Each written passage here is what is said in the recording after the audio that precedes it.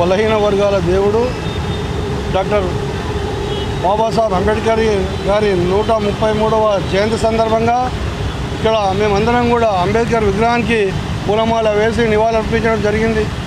ముఖ్యంగా అంబేద్కర్ గారి ఏ ఆశయాలతోని మనకు కాన్స్టిట్యూషన్ నిర్మించాడో ఆ కాన్స్టిట్యూషన్ కోసం ఆయన చైర్మన్గా ఉండి మన బీద బడుగు బలహీన వర్గాలు ఎస్సీ ఎస్టీ మైనారిటీలకు రిజర్వేషన్లు కావాలి, లేకుంటే రిజర్వేషన్లు లేకుంటే ఈ ఉన్నత వర్గాలు ఈ వర్గాలన్నీ అణగదొక్కుతారనే ఉద్దేశంతో రాజ్యాంగంలో ఒక చక్కని మనకు అవకాశం కల్పించడం జరిగింది.